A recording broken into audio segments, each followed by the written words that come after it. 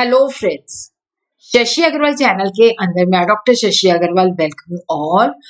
आज का जो हमारा सब्जेक्ट है बिजनेस स्टैटिस्टिक्स, और यहाँ पे मैं आप लोगों के साथ शेयर कर रही हूँ कोरिलेशन के अंदर रिसर्च एंड मेथोडोलॉजी के अंदर ये क्वेश्चन आया हुआ है, उसका सोल्यूशन मैं आप लोगों के साथ शेयर कर रही हूँ।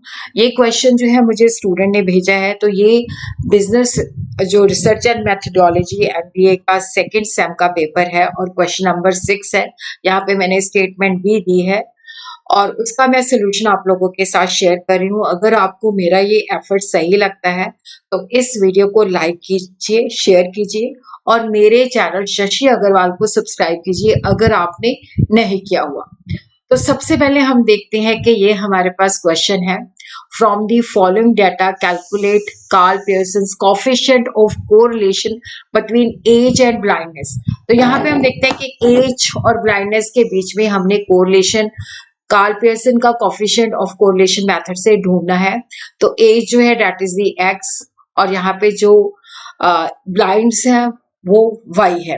लेकिन यहाँ पे प्रॉब्लम क्या है कि जैसे नंबर ऑफ पर्सन इन 1000, तो उसके पीछे हमें ब्लाइंड्स दिए गए हैं। तो ये जो नंबर ऑफ पर्सन है ये कॉमन डिनोमिनेटर नहीं है। जैसे 1 लाख के पीछे 55 ब्लाइंड्स है, 60,000 के पीछे 40 है, 40,000 के पीछे 40 है, 36,000 के पीछे 40 है, 24,000 के पीछे 36 है, 11,000 के पीछे 22 है और 6,000 के पीछे 18 है और 3,000 के पीछे 5 है। तो यहाँ पे हमें क्योंकि यहाँ पे जो डिनोमिनेटर है, जो बेस है वो सेम नहीं है, तो इसके लिए पहले हम इसको एक कॉमन बेस के अंदर कन्वर्ट करेंगे, तभी हम कंपैरिजन कर सकते हैं। तो यहाँ पे हम लेते हैं कि हम लोग 1 लाख के पीछे कितने लोग जो है ब्लाइंड है, अंधे हैं।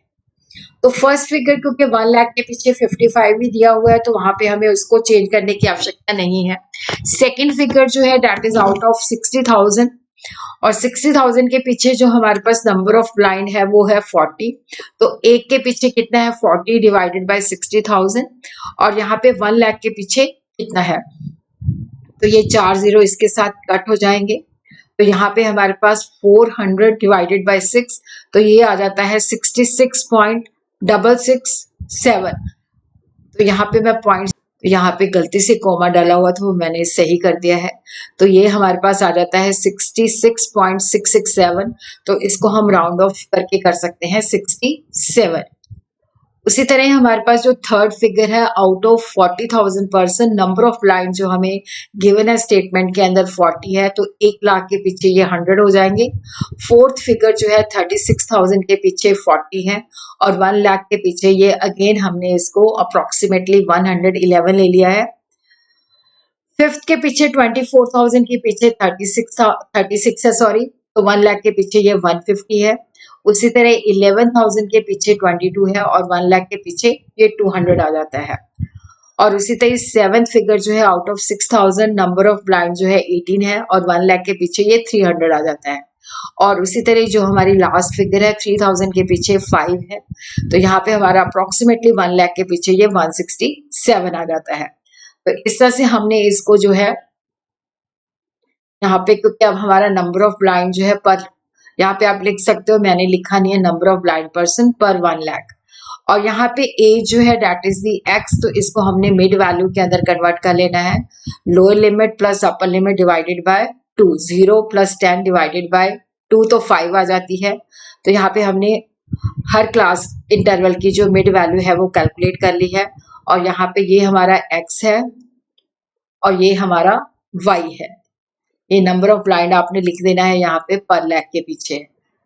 उसके बाद हम इसके अंदर जो है, क्योंकि यहाँ पे हम अज्यूम मीन का फार्मूला लगा रहे हैं, तो यहाँ पे हमने dx की वैल्यू निकालनी है, x माइनस 35 डिवाइडेड बाई 10।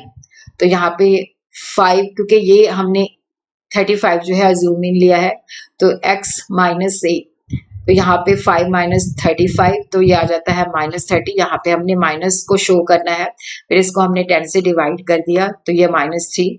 उसी तरह ये -20, तो ये -2 आ जाता है। उसी तरह यहाँ पे ये -10 है, तो यहाँ पे ये -1 आ जाता है। 35 माइनस 35 0 है। 45 माइनस 35 10 है, तो उसको हमने 10 से डिवाइड कर दिया, 1 आ गया।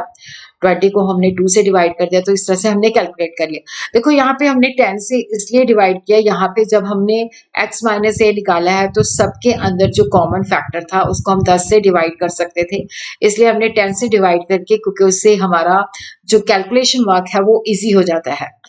तो यहाँ पे अब हमने जो है,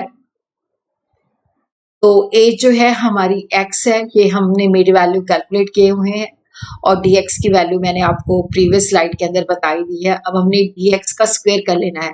ये आपने याद रखना है कि जब हम किसी चीज माइनस चीज का स्क्वायर निकालते हैं तो वो पॉजिटिव हो जाता है। -3 का जो स्क्वायर है वो 9 है, -2 का 4 है, -1 का +1 है, 0 का 0 है, 1 का 1, 2 का 4, 3 का 9, 4 का 16। तो अब हमारे ये सारे पॉजिटिव हैं, इनको हमने टोटल कर लिया, तो summation dx square is equal to 44। अब हमारा ये y जो है नंबर ऑफ ब्लाइंड पर 1 लाख के पीछे जो है, तो यहाँ पे हमने जो है जो हमने अज्यूम मीन लिया है वो है y which is equal to 100। तो यहाँ पे अज्यूम मीन y माइनस जो हमने मतलब सॉरी यहाँ पे हमने y माइनस अज्यूम मीन जो है हमारा 100 है, तो यहाँ पे हमने 55 माइनस 100, तो ये -45, 67 माइनस 100 -33, 100 में से 100 गया 0, 111 में से 100 गया तो 11 आ गया, 150 में से 100 गया तो 50 आ गया, 200 में से 100 माइनस किया तो 100, 300 में से 100 माइनस किया तो 200, 167 में से 100 माइनस किया तो 67। तो यहाँ पे हमारे पास कोई कॉमन नहीं है, इसलिए हमने इसको कॉमन चीज से जो है डिवाइड नहीं किया, क्योंकि कोई कॉमन चीज ही नहीं है। उसके बाद हमने dy स्क्वायर, तो आपने कैलकुलेटर की हेल्प से क्योंकि जो माइनस है वो पॉजिटिव हो जाएगा, तो इस तरह से हमने dy स्क्वायर जो है कैलकुलेट कर लिया है, तो ये आप देख सकते हो। तो क्योंकि कैलकुलेटर जो है अलाउड है सिंपल, तो यहाँ पे आपने जो है इसका स्क्वायर निकाल लेना है, dy स्क्वायर निकाल लेना है, फिर उसका टोटल कर लेना है, वो आ जाना है 60,224। उसके बाद देखो आपने कैलकुलेट करना है dx into dy, dx dy calculate करना है, तो ये dx को हमने dy के साथ मल्टीप्लाई करेंगे। तो जब हम माइनस -3 को -45 के साथ मल्टीप्लाई करते हैं तो ये 135 पॉजिटिव, -2 को -33 के साथ किया तो ये 66 पॉजिटिव हो गया, तो -1 को 0 के साथ किया, 0 को 11 के साथ किया तो ये 0 0 आ गया। उसी तरह हमने 1 को 50 के साथ तो ये 50 है, इसी तरह 2 को हमने यहाँ पे 100 के साथ किया तो ये 200 है, और इसी तरह 3 को 200 के साथ तो 600, 4 को 67 के साथ किया तो 268। ज्यादातर बच्चे इसी में गलती कर जाते हैं, dx dy को आपने मल्टीप्लाई करना है, ये आपने ध्यान में रखना है। तो यहाँ पे हमने अब समेशन टोटल कर लिया, ये आ जाता है 1319। अब हम यहाँ पे जो है कार्ल पियर्सन का अज्यूम मीन का जो फार्मूला है वो लगा देंगे। तो यहाँ पे देखो summation dx dy minus summation dx into summation dy divided by n, N जो है नंबर ऑफ ऑब्जर्वेशन हमारे यहाँ पे 8 है, तो डिवाइडेड बाय, तो ये पूरा का पूरा जो है स्टैंडर्ड स्क्वायर रूट है, तो ये square root summation dx square minus summation dx का square divided by n into summation dy square minus summation dy square divided by n। तो ये हमने फार्मूला लगा देना है। n जो है हमारे पास यहाँ पे 8 है, समेशन dx 4 है, समेशन dx स्क्वायर 44 है, समेशन dy जो है 340 है, समेशन dy स्क्वायर 62 है, समेशन dx dy 1319 है, नंबर ऑफ ऑब्जर्वेशन हमारी 8 है। तो फार्मूला हमें पता होना चाहिए, आपने फार्मूला पहले ही लिख लेना है ताकि फार्मूले के अकॉर्डिंगली हम कैलकुलेशंस लगा सके, मतलब फिगर्स डाल दे। तो यहाँ पे आपने dx dy की वैल्यू डाल दी 1319, dx जो है 4 है, dy 340 है डिवाइडेड बाय 8, तो 4 इंटू 340 जो है ये 1360 आ जाता है। तो उसी तरह नीचे जो है पूरा का पूरा ये स्क्वायर रूट है,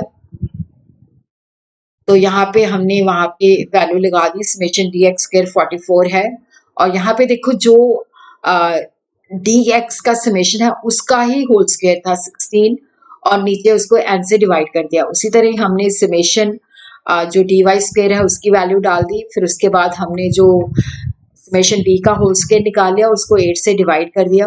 तो पहले हम देखते हैं कि 1319 -4 इंटू 340 डिवाइडेड बाय 8 और उसी तरह नीचे आ जाता है स्क्वायर रूट 44 माइनस 16/8 तो 8 यहाँ से कट हो जाएगा, ये 2 आ जाएगा और उसी तरह इंटू 60,224 माइनस 1,15,600 डिवाइडेड बाय 8 तो यहाँ पे हमारे पास ये 44 माइनस 2 आ जाता है और ये 60,224 माइनस 40,450 आ जाता है।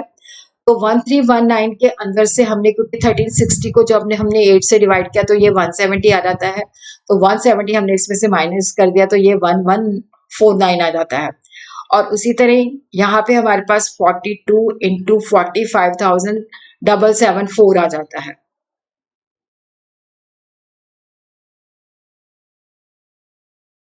तो यहाँ पे हमने जो है इन दोनों को मल्टीप्लाई किया, फिर उसका मल्टीप्लाई करके ये हमारे पास इतनी वैल्यू आ जाती है। यहाँ पे हम देखते हैं 19,22,508 जिसका हमने स्क्वायर रूट निकाल लेना है, ऊपर 1149 है, इसका स्क्वायर रूट निकाल के हमारे पास आ जाती है 1386.55 तो 1149 को हमने 1386.55 से डिवाइड कर देना है तो यहाँ पे हमारे पास पॉजिटिव 0.83 आ जाता है जो इंडिकेट करता है कि एक्स और वाई के बीच में हायर डिग्री का जो है पॉजिटिव कोरिलेशन है।